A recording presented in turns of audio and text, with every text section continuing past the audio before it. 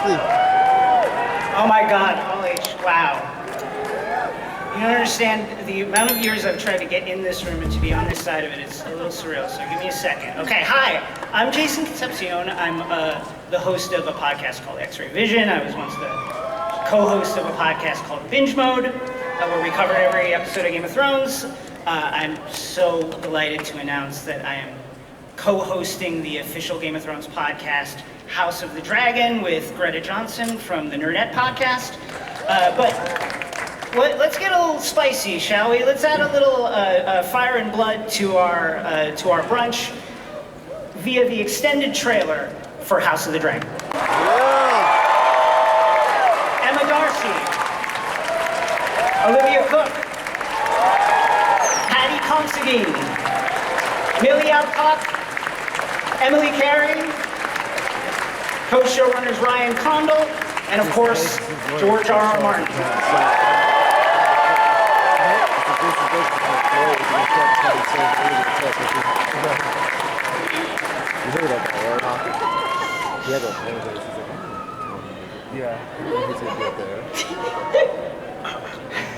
Can all go out now.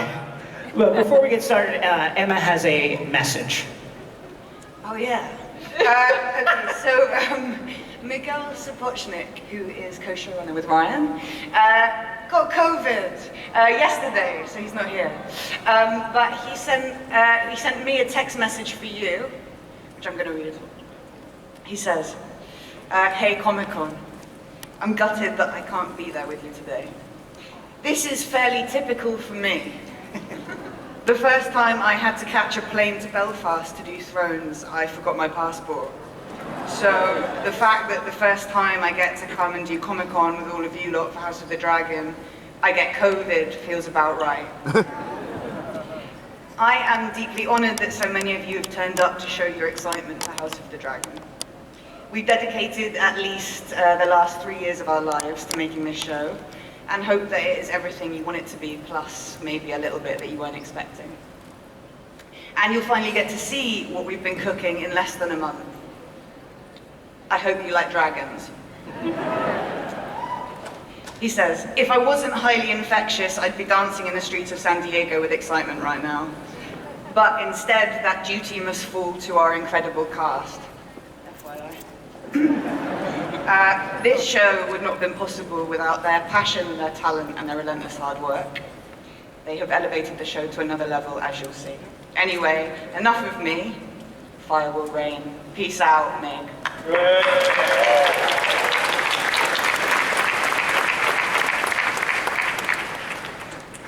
Ryan, George, set the stage for us. What can we expect from House of the Dragon? Fire and blood. And dragons. Yeah. I think the most compelling thing about this particular story, and I think it's the reason that this was the spin-off successor show, as George calls them, that he was most excited about, is because it delves into the history of the Targaryen dynasty. And that's something that we hear about in A Song of Ice and Fire, in the pages of the book, and the original series, Game of Thrones, but we never really get a real sense of it. So this series begins at the absolute pinnacle of the dynasty, the height of power and wealth and influence. They have the most dragons that they'll ever have, and it's just before the bloom starts to come off the rose. Yeah. That's good. Paddy, Your Grace, King Viserys, our King Viserys. How's the throne? Comfortable? It was lovely, yeah. I couldn't wait to get on it. I got very territorial with that throne, and I wouldn't allow anybody else to sit on it. That's smart. Why doesn't anybody put pillows on it? Well, it's part of it is because it's supposed to be uncomfortable to sit on, I think. You know, I didn't have a pillow, by the way. I suffered on that throne. So, but yeah, it's not a comfortable thing. It's made of swords, so you know, it should be a relaxing experience sitting up there. What kind of a ruler is King Viserys? He's a kind man. I think he inherited the the crown because he was, in my view, he was a good scholar and a man of good temperament and a kind man. who's trying to sort of keep the peacetime going within the kingdom. And I think that's why he was chosen as king. But he's a man who's... What I wanted to do with the character when I read the script was just imbue him with as much humanity as I could, and bring as much kind of life to him as I possibly could. But he's a man that cares about things. There's great tragedy in him. He loves his family, he cares about his position. But he's also carrying something else that's a kind of secret that's revealed in the show that, you know, kind of refers to the potential fall of man in the future. So there's lots of different things going on. Speaking of that family, Matt, our Daemon Targaryen, what's that relationship like, that brother relationship like? With his brother? Hey, go on, give it him. Go on. It's complicated. I mean, that was the sort of heartbeat for me, really, and I had such a fabulous time with Paddy. Yeah, it's quite a complicated relationship, but I sort of hope that me and Paddy found a lot of depth and a lot of richness in the work that we did. But really, everything is about his brother for Daemon. Yeah. Eve, Rhaenys, the queen that never was. What does that moniker mean to her? Sorry, could you repeat the question? Sure. The queen that never was. Yeah. What does that mean? What does that mean to Rhaenys? What does the title mean to Yeah. How does she relate to? This really pisses her off, I think. She should have been the queen. And yeah, thank you very much. And it's kind of annoying that she isn't. And it's also kind of annoying that people keep reminding her that she isn't. So, yeah, that's what I have to say about that. Thank you! Steve, our Corlys Valerian, part of Rhaenys' family. Tell us about that badass sailor adventurer that is Corlys. Well, I could talk for hours about that, but I'll spare you that. So basically, he is a famed nautical man. He did his first solo voyage, I think, in his teens. He built his first ship called the Sea Snake at the age of about 21. And he went on these famed 9 voyages, which is the basis of the fortune that he has amassed when we meet him in this series. So at the time that we meet them, he's an extremely wealthy man in this land, and that's through his adventures. He's a self-made man. Fabian, our man from Dorne. People appreciate his hard work. Thank you. Fabian, our man from Dorne, a vibrant fighter. How's the sword play going? Better than when I started. Our first rehearsal with Matt, I smashed him in the face with a sword. And I thought I was going to get fired pretty quickly. You did? Yeah, I did. Scarred me. So, yeah, I know. So yeah, getting better. Emma, Rhaenyra, what drives her? What drives Rhaenyra? Fire. Yeah, I think Rhaenyra is fueled by that old Targaryen stuff. And I think probably the journey she goes on in the series is one of working out when to let that fire burn and when to dampen it.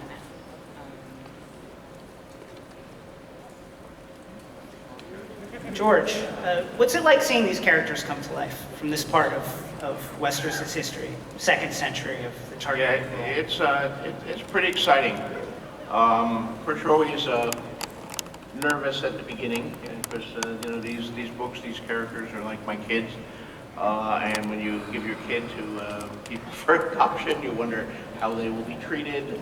Will they be, you know, will you recognize them when they come back to you and all that? But I've been very, very fortunate here. I think Ryan has done a great job of adapting the books so far.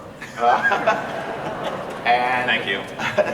And our cast here is amazing. I haven't had a chance to meet them. Unfortunately, with COVID, I didn't get to visit the set and hang around as I did on a certain other show in the past.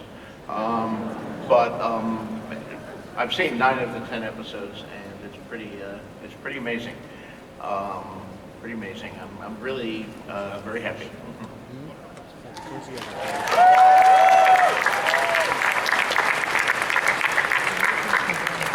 Ryan, you mentioned all those dragons. We can't wait to see the dragons. We love the dragons. How did you make them have their own personalities? How did you differentiate them from each other? Well, that was really important for the show because there are 17 of them at the height of this. So it was really important to, as you said, differentiate them not only in the way they looked, but the way they behaved and acted and the way they bonded with their riders. And Miguel and I think that was one of the earliest things that we started concepting on. This is probably about a year before we started filming. And it was a very organic process. We worked with a couple of conceptual designers that we just went through this very iterative process. And of course, George, who writes very detailed books, gave us the gift of specifying color and size and age. So we really took all of those things that are given to us in the book and then tried to extrapolate them and add personalities to them. Like Caraxes is very cantankerous and agitated. He's always moving and flexing. He never sits still, much like his rider. We built out from Cyrax and Caraxes and Vagar, the biggest dragon and certainly alive right now, Behemoth, and then went on to the second tier and third tier dragons, and we've designed dragons that you won't even see yet in season 1 because we're having such a great time with the designers. So I'm very excited to show. You've seen some teases in the trailer, but there's much yet to come, and I think you guys will like it a lot.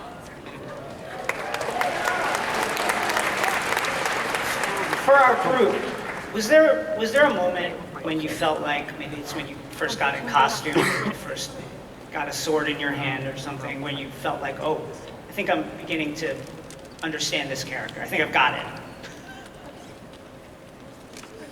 The wig. The wigs. It was all the wig. It's like a Targaryen rite of passage, maybe. Yeah, I felt like that was the first time I realised that I was actually going to do this show. The wig does all the work. Any favorite dragons? Caraxes is the best dragon. Melis. He is the best dragon. Melis is the best dragon. He's definitely the best most dragon. handsome. Most wonderful flyer, the most beautiful. Since this story is so much about succession, I wonder if you've thought about, if you personally ruled, not your character, if you personally ruled, what would your first decree be? I'd allow them to dye their hair. So I don't have to get in the ring. It takes an hour and a half. It looks great, but it's a pain in the arse to put on.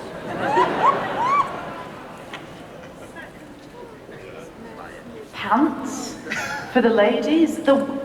Going to a toilet in a portaloo on the top of a mountain in so many skirts and tights and thermals, you were just covered in shit. It's awful.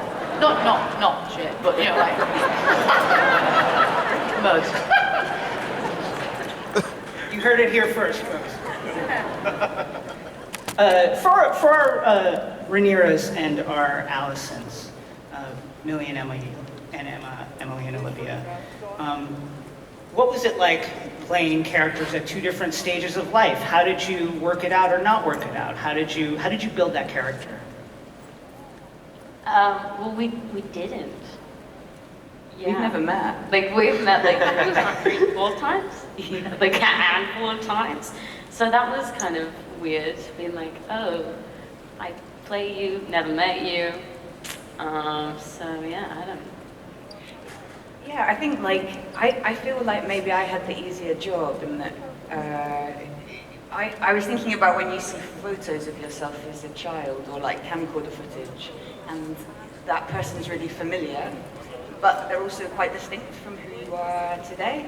And I felt that so hard when I saw episode 1, and I saw you, and it was like watching like Targaryen home video or Condal. Yeah. I'm not, like that is not, I'm somewhere else now, but like, I know you.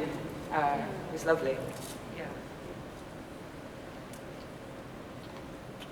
Has anybody thought about, again, so much about succession is what drives this drama.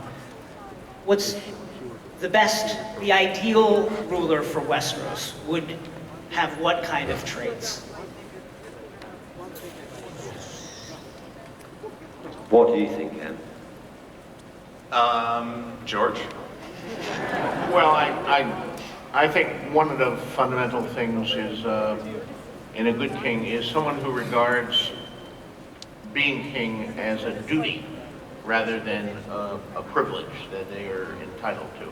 Or queen. And there's a duty to the realm to dispense justice, to have peace, and occasionally to do, boring things like building roads and sanitation in King's Landing and all that. Nobody really wants to do a spin-off show about King Jaehaerys builds the roads. But I do think if you actually lived in Westeros, you might like a king who's more concerned with building roads than fighting wars. And Viserys, of course, who comes to the throne when the old king dies, that's sort of his goals too. I mean, he doesn't want, well, he does kind of at the end of his life. He wants a little glory, but he's not driven by glory. He wants to be a good king, a wise king, to protect his people. I think those are the most important traits. Yeah, I mean, I really love the way that Paddy embodied King Viserys, because I think in the reading of the book, you can get this impression that he's passive and he's a people pleaser and he's just trying to keep the peace all the time. And he is, but I think the thing that Paddy brought to Viserys was this real inner fire and his passion for being a people pleaser and trying to keep everybody united, fighting to do so, knowing that we're sitting at the top of the heap here, and if I let order break apart, war will follow, and it's my duty to not let that happen. So he fiercely tries to keep everybody together, but it's Game of Thrones, so everybody has their own political agendas and desires for power and strength and influence. And I actually think, I think Viserys, Paddy's Viserys in particular, is a very modern ruler that is a bit of an anathema in a medieval period like this that respects might, strength, and masculinity, what Viserys does and is remembered for, I think, is not necessarily in line with the way he attempted to rule his kingdom. Emma brings up a great point. Why not a queen? When Aegon invaded, 66% of the dragon pilots were female. What is it, George, Ryan, or anyone, what is it about Westeros that they're just so anti a queen? Yeah, great question. I'd like to know. You know, my books are fantasies, obviously, but I do follow history a lot. I get inspiration from history, and then I take elements from history and I turn it up to 11, obligatory Spinal Tap reference, or to 111. Game of Thrones, as many people observed, was based very loosely on the Wars of the Roses. This show was based on an earlier period of English history called the Anarchy. And, I pilfered freely from real history. When Henry I, the King of England, when his only legitimate son drowned while trying to cross the English Channel, he was left with only one legitimate child, which was his daughter Matilda, and he named her his heir, and he made all the lords of the kingdom swear their fealty to her. And then some years later he died, and most of the lords of the kingdom forgot about that oath or said, no, it doesn't apply, because here comes her cousin, Stephen, who crosses the channel quickly and steals the treasury and gets himself crowned king, and you entered the period called the Anarchy, where Maud, or Matilda as she was known, and Stephen fought for a decade, 2 decades, whatever, yeah. Horrible and bloody. Yes. all the good stuff, none of the building roads, peaceful things. So that was the inspiration there. I don't think Westeros is particularly more anti-woman or more misogynistic than real life and what we call history. People fear change. I mean, we also haven't fixed it, right? Like, we still choose male rulers. Like, it's 2022, and we tend to pick men. And like, I think one of the questions of the series is, if you are a woman looking to rule, how do you convince male subjects that you're not other? Like, that's kind of a question. I don't know it has an answer. We don't have an answer today.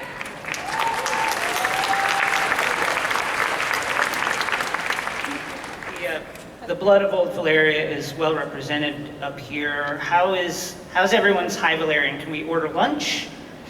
Can we? Millie can. No. Millie's really Millie's excellent at it. I Millie's mean, the best. I can only order a cappuccino. I don't know. I only know what I said in the scene of how to say it in High Valyrian. Even then, I don't even know what I'm saying.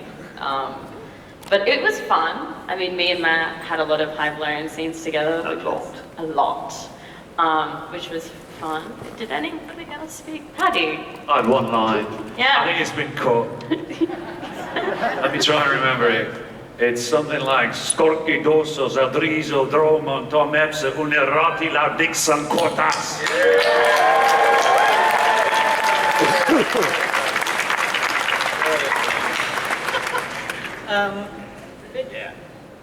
Obviously, the shoot can be super intensive, but how did you guys have fun on set? How did you blow off some steam?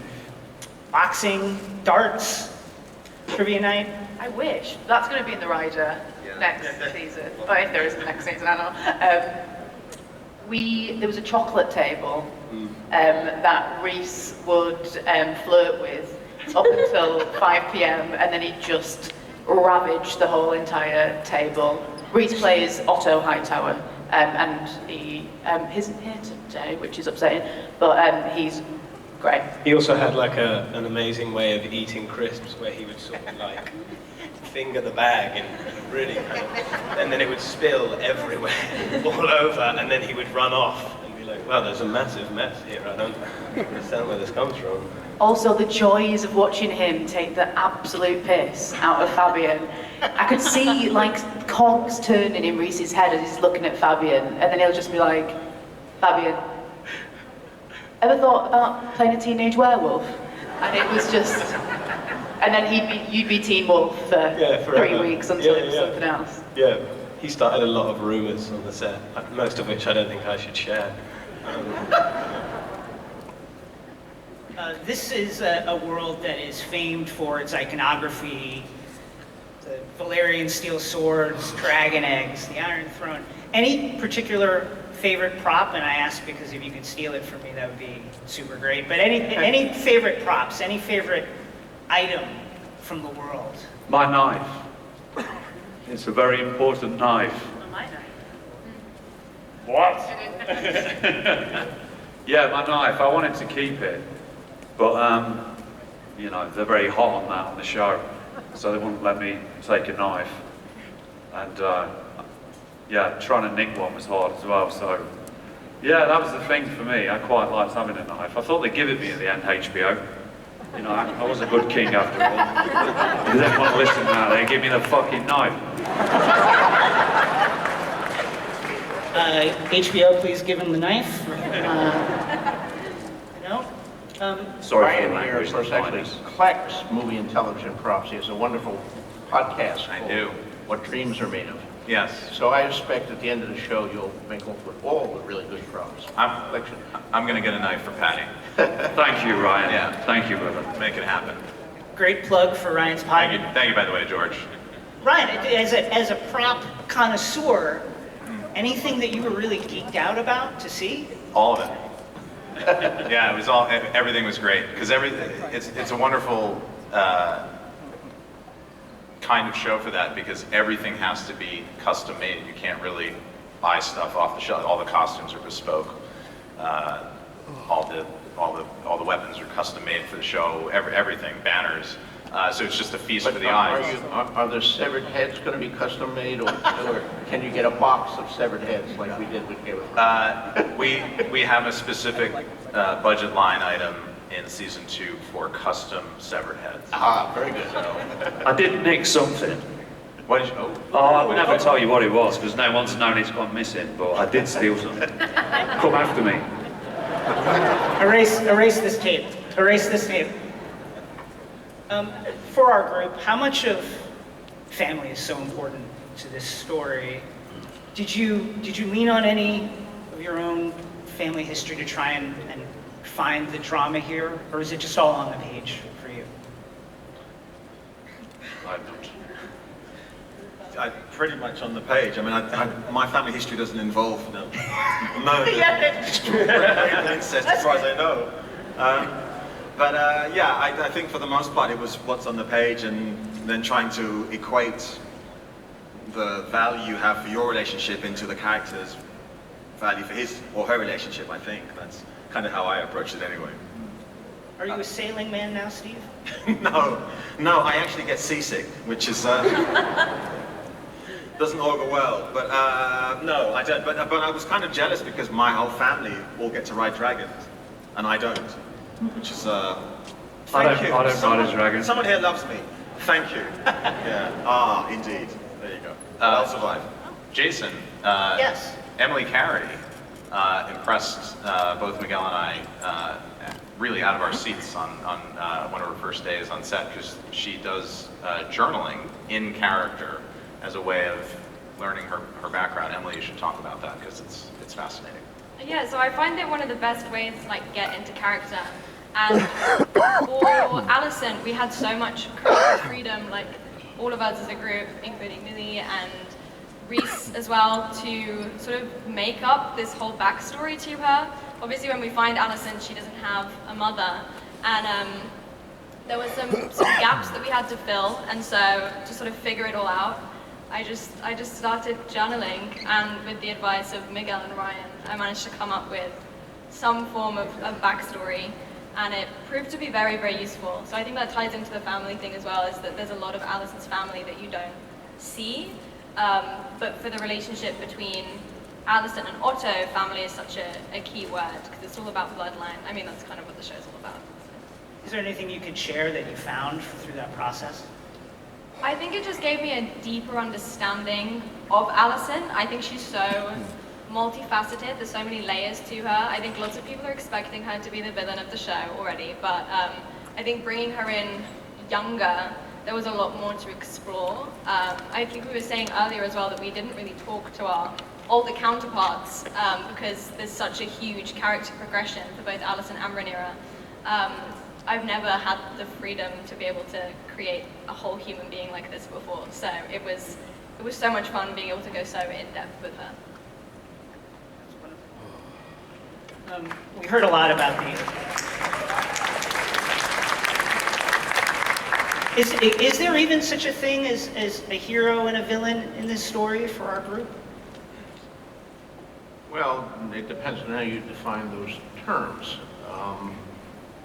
We're not going to have, anyone who's called Lord Evil or Mr. Atrocity or anything like that, and we don't have orcs or Trollocs or any like that. But they're certainly evil. I always believed in the most interesting characters are great characters, like all the human beings I've ever met and read about who are capable of generosity and love and doing good, and then the next week they do something selfish and bad, and we all have things to be proud of, we all have things to be ashamed of, and to my mind, I'll quote once again William Faulkner, who in his Nobel Prize acceptance speech said, "The only thing that's worth writing about is the human heart in conflict with itself," and that's something I've always taken as a mantra here, that all of these characters, have good in them, have evil in them, and it's a matter of what choices they make. And I like the fact that the readers of Fire and Blood divided as to who actually is the hero and who actually is the villain. And I hope the viewers of the show will have the same issues here. We probably should have seated this audience with greens on one side, blacks on the other. We're not there. We're not there yet, George. Okay. We're very united right now. The crowd is very united. Everybody is very happy. We don't want a war within the audience. So we'll do that next year. Yes. What's it like to ride a dragon? I'm sure a lot of us have imagined it in this room. For our dragon riders, what's that experience like? The only dragon I have ever ridden in my life is the one from the Never-Ending Story. Betray you! Yeah, him. Because I don't ride a dragon in the show. But I was in the film studios in Germany, and there was something that looked like a bunker, and it was really run down, and these school kids kept going in and out of it, and I was like, well, they keep us in there, you know. So when everybody went, I tried the door, and it opened, and I walked in, and there he was. Like in this room with all damp and everything. It was like, so I was like, oh, it was just me and him, so I got on the back and had a little ride. Like, yeah. So that's the only dragon I've ever ridden. True story.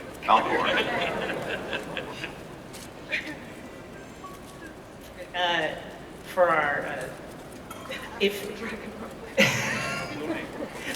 any other dragon riders? Any other experiences of riding dragons? Gosh, I'd love to do it. But it seems like a lot of upkeep. It's kind of weird. Like, okay, so I'm gonna paint you a picture. We worked on a volume stage, which is basically the size of this whole hall.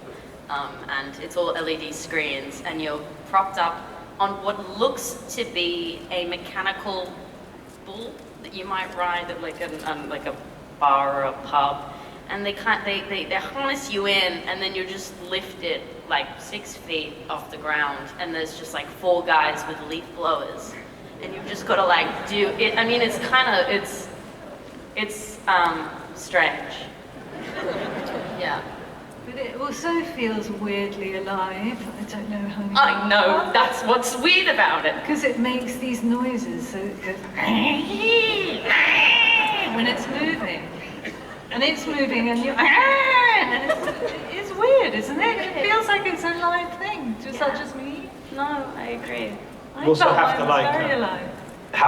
act opposite these dragons. It's like a man holding a tennis ball on a stick, and then like another dude blowing, and then like the director will be like, okay, so now you're getting attacked by the dragon, and you have to like scream at this tennis ball, and it's really hard to keep a straight face when you're doing that. But I did, I promise. You did a good job. Brian, I'm sorry to ask you this again, but I think it's such an incredible story, and one I think probably many people in this room have imagined is how your relationship with George started. I refer to it as a bit of light fan stalking. My very first television pilot was a supernatural western that NBC had picked up to go shoot, and we selected by chance the filming location of Santa Fe, New Mexico.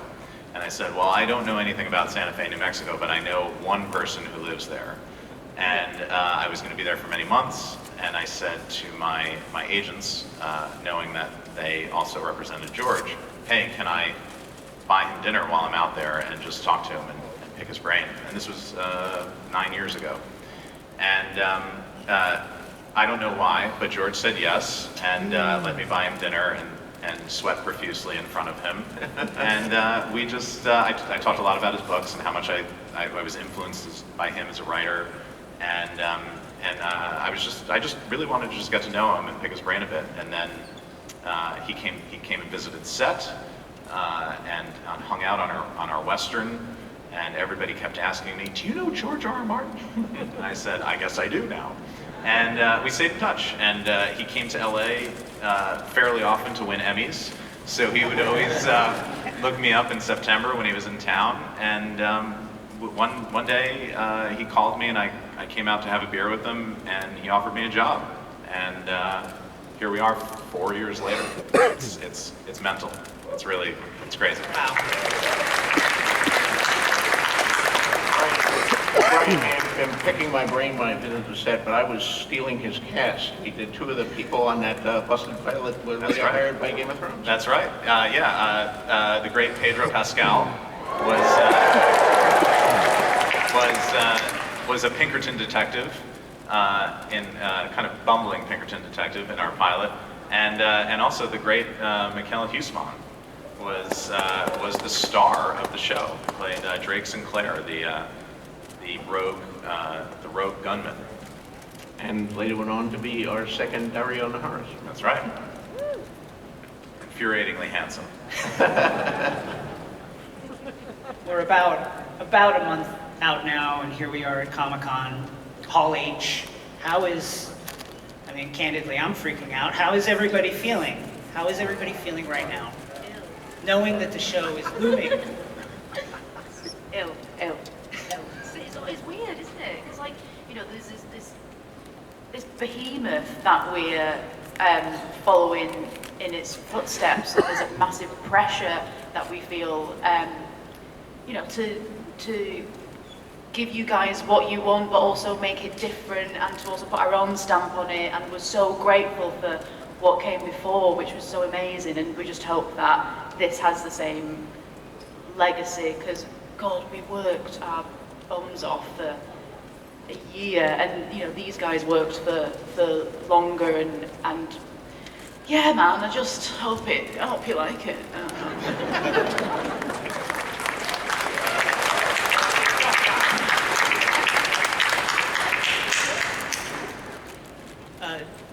Steve, I asked you this yesterday. I have to ask you. As a fan of color, as an Asian fan, it's delightful to see you here. What is it like to be here? It feels great to see you in this role.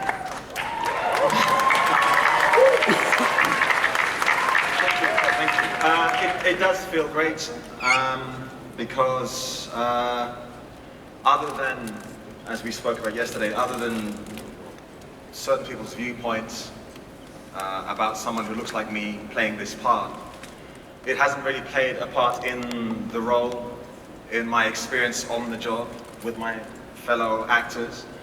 As I said, there are people outside who find it a little hard to stomach that someone who looks like me would play this part, but that's an issue they have to deal with. I don't have to. The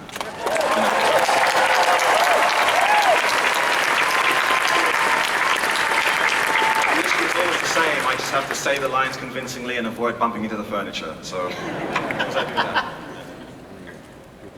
Any other thoughts? Any other stray thoughts bumping around in anyone's head? I get arrested, Don't ask mate. that of this class. Paddy, Steve told me you can box. I can't box. No, don't start that one. But you know how to throw a punch properly. Well, yeah, possibly, yeah. I've been taught how to throw a punch properly. That doesn't make me a boxer at all. Are you challenging him? I mean, no, definitely not. 100%. I think I could take The Rock, who is back there. Yeah, I give him a good idea. Yeah. Old school style. On the cobble. If you had... Like the Gypsy King himself. If you had to fight one Sir Kristen Cole or 100 baby dragons, everyone here, which would you choose? I'd beat the shit out of all of them.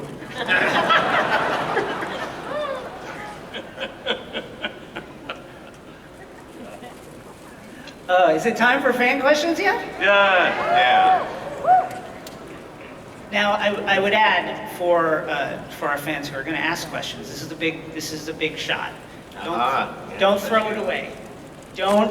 If you've read the books, don't ask a question like, hey, when so-and-so meets so-and-so, is so-and-so going to happen? If you haven't read them, don't ask what's going to happen. This is a great opportunity for the peeps. Hi, what's your name? My name's Luke. Matt, guess what? It's morbid time. All right. you starred in a movie recently called Morbius, which is great. Oh yeah. All right, I would say it with deep irony, was it? All right, I gotta get to my question. My question for you is, how would your character in Morbius fit well into the Game of Thrones universe? Well, I mean, he's a vampire, so I think he'd struggle first off. I don't know, really. How would he fit well into the Game of Thrones universe? That's a very good question. I think he would be a fish out of water, in truth. I don't think he's got the chops to do it. But I'm glad you watched a completely different movie. Oh, the Doctor would be alright, mate, yeah. He'd land on his feet. Next, your name? My name is Tori, and my question is for Eve. Is that Rainey's? It is. Oh my God, you look amazing. That's Thank amazing. You look so much better than I do. You definitely look much better. The hair's even better, isn't it? Yeah. Is that the wedding? You come as the wedding? Yeah. Oh my God, I love it.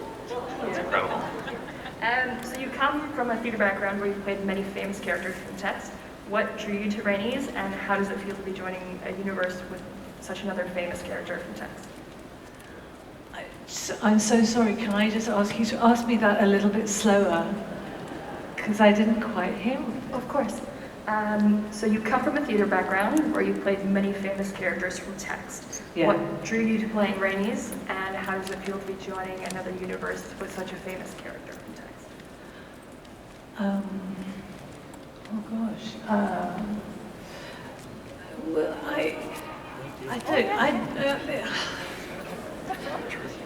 it was an amazing, it is an amazing thing, an amazing creature that I didn't know anything about the Game of Thrones before I joined the show, but I hadn't seen it, but I knew that it was this amazing deal. And I was very, very intrigued to learn more about it, and when I met Ryan and Miguel,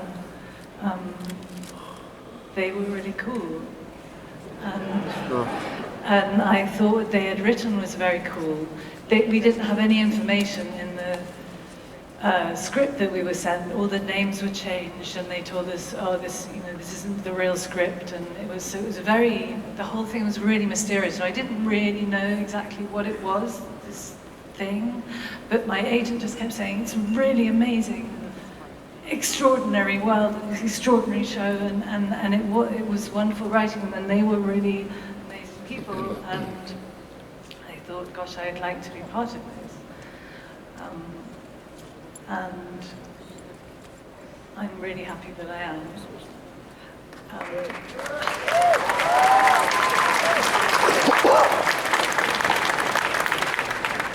Next, your name? Hello, my name is Stefana, and my question is for Matt Smith. Hi, Stefana. Hi. So nice to meet you. It's very nice to meet you too.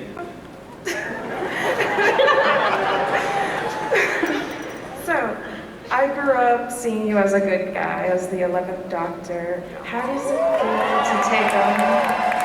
Yes. How does it feel to take on more sinister roles, like in Last Night in Soho and now this? Well, I think it's just quite good to sort of have breadth as an actor, and you sort of try and challenge yourself and find different avenues to play, really. And once I sort of played the Doctor, I was quite actively looking to sort of do something that felt completely different. So yeah, it was really nice to meet you. Have a great Comic-Con. Yes. Hi, my name is Ron, and my question is for Mr. George R. Martin. Will we see you in a cameo?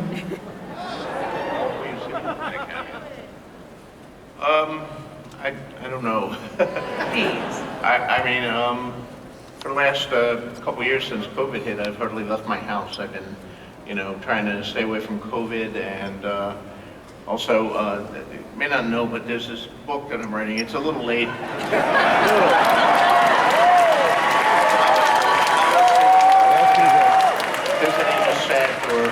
doing anything until I finish and deliver that book, and then if the show's still going, who knows? Maybe I'll show up. I did do a cameo in the original pilot of Game of Thrones, but they reshot most of the pilot, so I was left on the cutting room floor. And I was supposed to be, at a certain point, I was supposed to be a severed head. That scene where Joffrey makes Sansa look at all the severed heads on the walls, I was going to be one of them, but then they found out how expensive it was to make a severed head, and they just bought a box of used severed heads. One of whom was George W. Bush, which got us in a lot of trouble when people noticed it. And I don't think he's there any longer, but if you get one of the old DVDs, you can see that. But I know, who knows, maybe I can yet become a severed head at some point. George, I know a guy. I think I can get you the show. You're welcome anytime. George, thanks so much for leaving your home to be with us here today.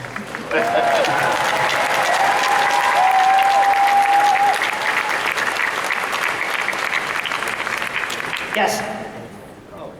My name is Will. My question goes to George R. R. Martin. What was the most difficult piece of, say, this story that was hard to adapt onto this show that you feel comfortable discussing?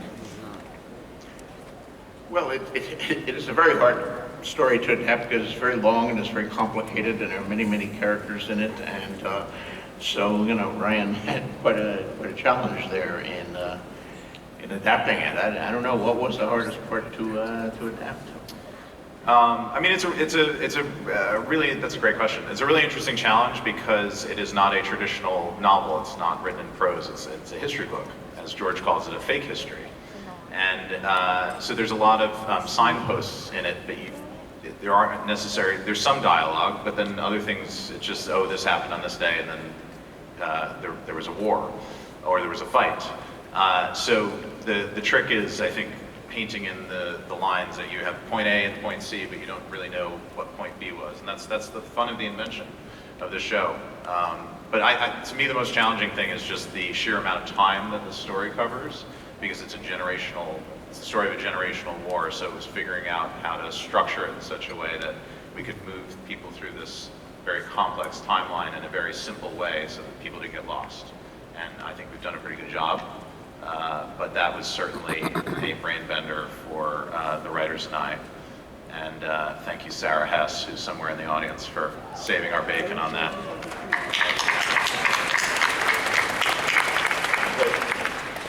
The challenge with anything as big as Fire and Blood or the Game of Thrones and its sequels before that is there's always this tendency to simplify. Oh, there are too many characters. And when Game of Thrones first came out, some of the reviews were people who were professional television reviewers. So many characters, I couldn't keep track of them, But people did learn to keep track of them. I don't want to underestimate the intelligence of the audience or the readers. You can keep track of them. You don't have to combine characters and eliminate characters. The audience is more sophisticated than sometimes people making television assume, and that's one of the great things about working for HBO is they're willing to tackle things that are a little more challenging than you would get at the over-the-air networks or some of those.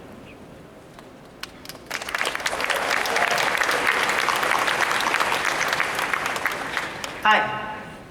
Hey. My name's Raphael. Pleasure to be with you all.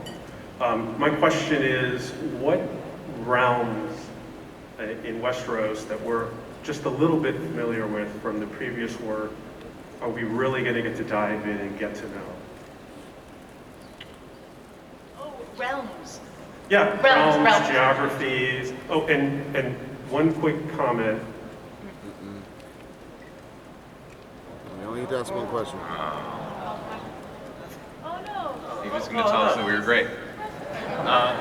Driftmark, right? Driftmark, yeah. Driftmark, yeah. Yeah, Drifted. I mean, there's a lot of King's Landing. There's a lot of Dragonstone in the show. There's a lot of other places too that we have visited before and haven't seen yet. But I think Driftmark, which is the home of House Velaryon, the great sea snake, and his family, is a new world that we explore quite a bit. Yes, I see the hoary old dragon, Valerian the Black Dread, waiting to ask a question. Yeah. That's amazing. Yeah, so wonderful. It looks great. I'm Sari. My question is for anybody who wants to answer. So the sigil of the House Targaryen is a dragon. If you yourselves had a house, what animal or symbol would you pick for it?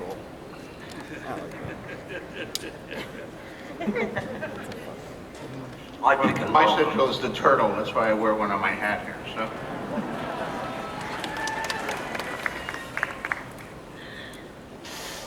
Emma, go on.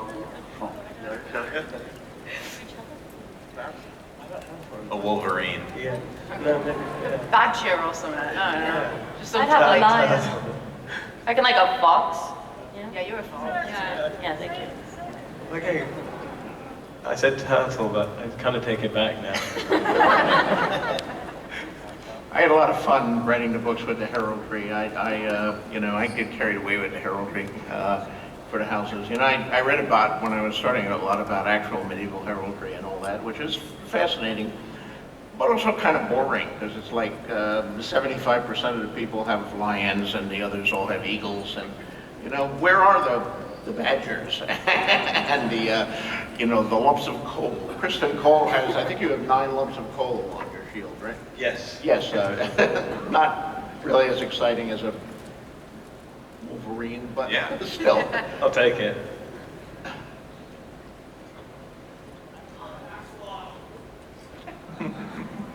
Yes, next. Hello, I'm Nico Holt. Will we get a chance to see the house history of Targaryens through these series for the show? I mean, that's what the show is about. So I have good news for you. The thing about history, of course, is it's, just one damn thing after another, as someone said. That's right. So we're showing the history of House Targaryen at a certain point in time, but you can go before that. Fire and Blood actually begins with Aegon's conquest, so there are like 4 previous generations. And Aegon wasn't born from sea foam. He also had a father and a mother and a grandfather, and they're all the lords of the Targaryens that go back to when they escaped the Doom of Valyria, but you can go back further and what were they up to in the Doom of Valyria, and who knows, maybe if I can only live to be 140 instead of 73, maybe I'll write some of those other stories about the Valyrians in the past. But there's a lot of history. Thank you so much, All H. I'm sorry we don't have more time for questions. I'm sorry. Let him go. Let him ask his question. Yeah. Okay, go. Get in. Hello, guys, all the guys. British Question. Ask your question. They all live me back there. Quick Fans of question. me, man. Sorry, because I can't answer the original one. You've learned from, I'm guessing you've learned from the mistakes of the series. Have you banned coffee cups from the set?